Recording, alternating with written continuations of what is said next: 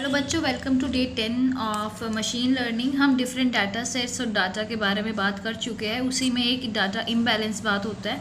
ये हमारी last video है out of first part, that is data pre processing. इसके बाद हम सुपरवाइज्ड और डिफरेंट मॉडल्स के बारे में बात करने वाले हैं। तो इम्बैलेंस डाटा नाम से समझ आ रहा है कुछ डाटा में कुछ कमी, कुछ बैलेंस नहीं हो पा रही चीज़। एग्जाम्पल के देखो, कोई क्रेडिट कार्ड हम खरीद रहे हैं, क्रेडिट कार्ड एक कंपनी है, ठीक है। उसको तो ये अपनी उम्मीद के अकॉर्डिंग तो उसको ये कि हाँ 100% रिजल्ट आएंगे, 100% लोगों ने क्रेडिट कार्ड लिया है तो वो अच्छे से ट्रांजेक्शन होंगे। बट कोई भी कंपनी, कोई भी चीज़ होती है वो 100% शो नहीं करता। कुछ ना कुछ फॉल्ट होता है उसके अंदर, कुछ ना कुछ इम्बैलेंस होता है। इस एग्जाम्पल में देख लो 98% अगर परफेक्ट ट्रांजेक्शन हो रही है, उसमें 2% कुछ फ्रॉड ट्रांजेक्शन भी होगी। तो ये का यहाँ पे क्या हो गया, डाटा जो है हमारा वो इम्बैलेंस हो गया है। तो इसीलिए ML जो मॉडल है वो फीचर्स जो 2% वाले हैं वो लर्न नहीं कर पाएगा। मतलब कि जो हमारा मशीन लर्निंग मॉडल है उसके लिए प्रॉपरली हमारा डाटा होना चाहिए, पर यहाँ पे तो इम्बैलेंस है। तो यहाँ पे हमारी डिफरेंट टेक्निक्स आती है। तो उनमें से एक दो टेक्निक है, स्मूथ एंड नियर मिस। अब स्मूथ मतलब मीन्स कि synthetic minority over sampling technique, इसकी फुल फॉर्म होती है। अब सिंथेटिक से समझ आ रहा है कुछ आर्टिफिशियल थिंग। अब आर्टिफिशियल थिंग मीन्स इसमें इस टेक्निक में हम क्या यूज़ करते हैं कि हमारा जो डाटा है वो इम्बैलेंस ना हो के 98% ना हो के 100 हो जाए। वो क्या होता है, हम क्या करते हैं, add synthetic examples to the minority class to balance it with majority class. नहीं समझ आया?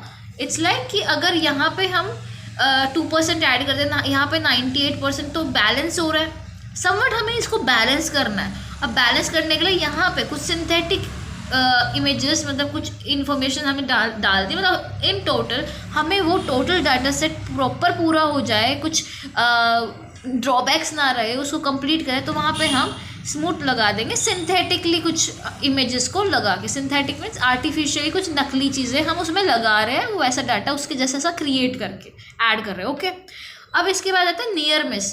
नियर मिस से समझ आ रहा है कुछ कि कुछ पास की चीज़। अब reduces the number of majority class example to balance with the minority class. Getting reduce कर रहे हैं। अगर हम इस 2% को ही रिड्यूस कर दें, हमारे पास 98% है, हम इससे फिर ओवरऑल सिर्फ इसी पे काम कर सकते हैं। तो ये जस्ट यहाँ पे ये जस्ट आपको ना जानने के लिए कि आप इसको कैसे यूज़ कर सकते हो। बाकी डिपेंड करता है कैसा हम डाटा सेट यूज़ करें, कैसा मॉडल यूज़ करें, उसके अकॉर्डिंग हम इनमें से कोई भी टेक्निक यूज़ कर सकते हैं। इन दोनों टेक्निक्स के अलावा हमारी और भी टेक्निक होती है, जैसे that is random over sampling. हमने सैम्पलिंग की बात किया है पीछे काफ़ी वीडियोस में, अंडर फिटिंग, ओवर फिटिंग, काफ़ी चीज़ों की बात की है। तो उसमें से एक रैंडम ओवर सैम्पलिंग एक न्यू टेक्निक होती है, जिसमें हम क्या करते हैं, duplicating example from minority class until data set is balanced. हम क्या करेंगे, जैसे सिंथेटिक वाले में सिंथेटिक इमेजेस कर रहे हैं, उसमें तो हम जनरेट करा रहे हैं आर्टिफिशियल इमेजेस, पर इसमें क्या कर रहे हैं, इसमें बस डुप्लीकेसी कर रहे हैं। मतलब कि अगर आपके पास एक कॉपी है, आपके पास एक नोट्स है, आपने जस्ट उसके फोटोकॉपी करा लिया, ताकि आपकी क्लास में सपोज 10 स्टूडेंट्स है, उसमें सिर्फ 8 स्टूडेंट्स को वो फोटोकॉपी मिले हैं, बट 2 स्टूडेंट्स रिमेनिंग रह गए हैं। तो आपने क्या किया कि आपने फोटोकॉपी उनको दे दिया। तो एक तरह से आप उसको, या तो आप मेजॉरिटी वाली क्लास को पूरा कंप्लीट कर रहे हो, या माइनॉरिटी वाले को किस तरह से कंप्लीट कर रहे हो, duplicate example from the minority class until data set is balanced. हम उसको बैलेंस करा रहे हैं, हम मेजॉरिटी क्लासेस भी ले सकते हैं। इट टोटली डिपेंड्स ऑन कि हमें बस वो अपना डाटा सेट क्लियर करना है, इम्बैलेंस ना रहे, प्रॉपर बैलेंस्ड हो जाए। अब इसकी लिमिटेशन क्या थी, इससे ओवर फिटिंग होगी। ओवर फिटिंग क्यों होती है, ओवर फिटिंग या अंडर फिटिंग होता है। ओवर फिटिंग क्या होता है, जब एक जैसी चीज़ बहुत ज़्यादा एक जगह पे आ जाए।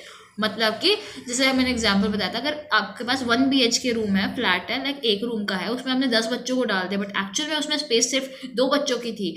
तो वहाँ पे क्या हो रहा है, ओवर फिटिंग। तो यहाँ पे क्या हुआ, जब हमने माइनॉरिटी क्लास जो थी, जो 2% थी, हमने उसी को बहुत सारा डुप्लीकेट करा दिया, ठीक है।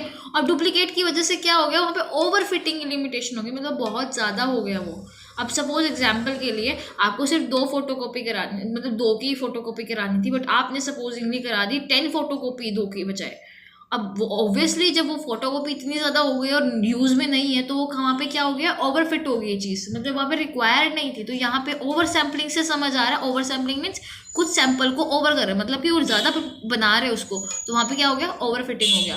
तो इसे बेसिक्स एग्जाम्पल कोड का एग्जाम्पल है कि कैसे फ्रॉम imblerd.over ये लाइब्रेरी है एक sampling import random over sampler, इसी जो नाम है ना उसी नाम से हम इसको कॉल कराते, कॉल कराना मीन्स हम उसको बोल रहे हैं कि हमें यही वाली चीज़ चाहिए है, रेंडम ओवर सैम्पलिंग। इसके बाद बात आती है रेंडम अंडर सैम्पलिंग, नाम से समझ आ रहा है वो ओवर सैम्पलिंग है या अंडर सैम्पलिंग है। अंडर सैम्पलिंग का मतलब कि यहाँ पे अंडर फिटिंग हो रही है। अंडर फिटिंग क्या होती है, लाइक कम वैल्यूज होती है। अब यहाँ पे इससे समझो कि इसका मतलब क्या है, randomly removing example from majority class to balance the data set. अब इसमें क्या कर रहा है, जैसे मेजोरिटी क्लास में 98 है ना, रेंडमली इसमें से गायब करना ताकि ये इसके समवट इक्वल हो। पर यहाँ पे बहुत ज़्यादा डिफरेंस है। इस एग्जाम्पल के लिए आप 50 मतलब 60 एंड 40% ले सकते हो, लाइक समवट इक्वल थोड़ा सा डिफरेंस हो।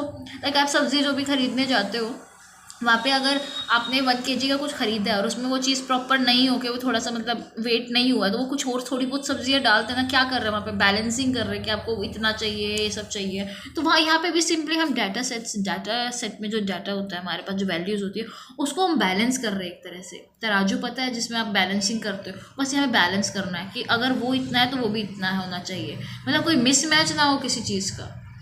अब जब कोई इंसान होता है जिसके अंदर अच्छा, अगर बुरी क्वालिटीज़ है तो अच्छी भी तो होती है ना, तभी उसकी पर्सनालिटी को हम मानते हैं कि हाँ he is a nice person और जो भी है। तो बैलेंसिंग बहुत इंपॉर्टेंट है, डाटा में भी बहुत इंपॉर्टेंट है। अब एक और टेक्निक होती है, दैट इज टॉमिक लिंक्स। अब इसमें क्या होता है, identifies and removes example that are ambiguously close to the decision boundary between the classes। अब इसमें एग्जाम्पल के लिए अब help to clean up the data and reduce the overlap between classes. Overlap से समझ आ रहा है, अब जैसे कोई सर्कल हो, एक सर्कल है एक और सर्कल है, उसमें ओवरलैप हो रहा है, तो अब उसको बीच वाले को जो जहाँ पे ओवरलैपिंग हो रही है उसको ख़त्म कर रहे हो, मतलब जो बाउंड्री पे है।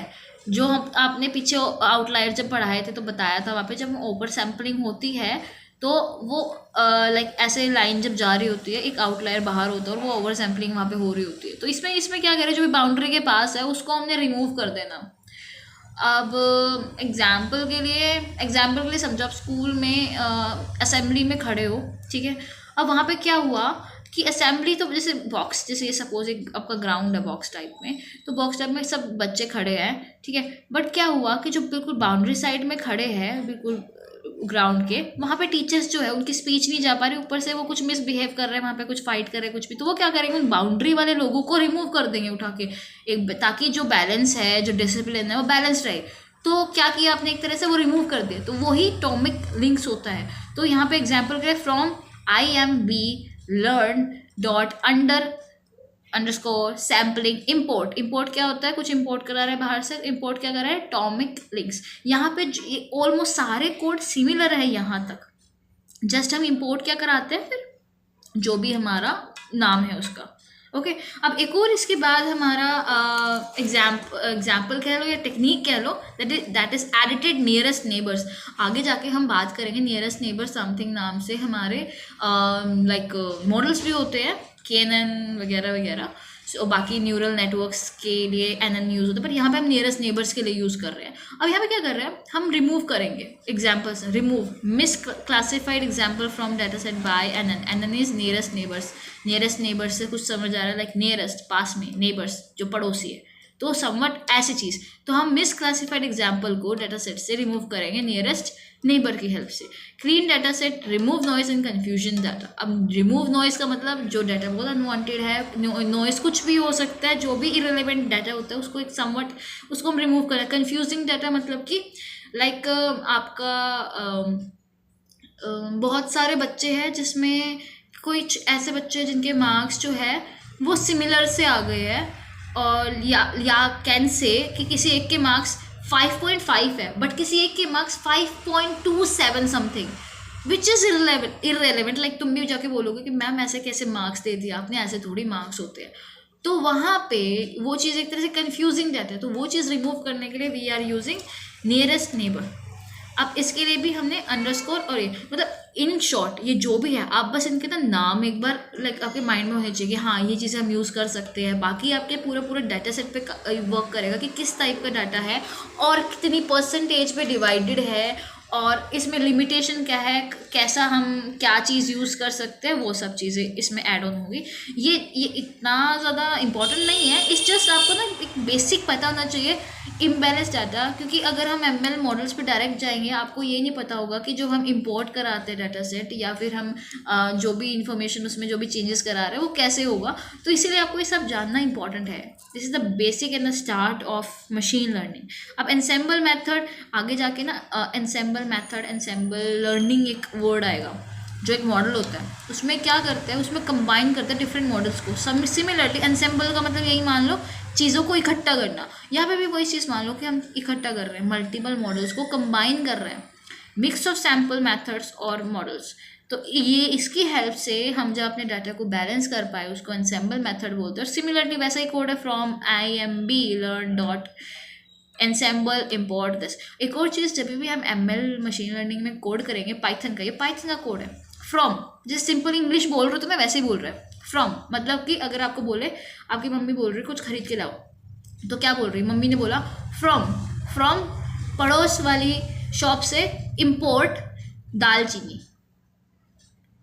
गेटिंग इन, अगर किसी चीज़ के अंदर कुछ इम्पोर्ट करें तो यहाँ पे इन लगा के लिख सकते हो, इन प्लास्टिक बैग। समझ आया सिंपल लैंग्वेज में। From in IMB learn dot ensemble मतलब एक तरह से लाइब्रेरी हो गई। हमने यहाँ से क्या कराया import, balanced random forest classifier.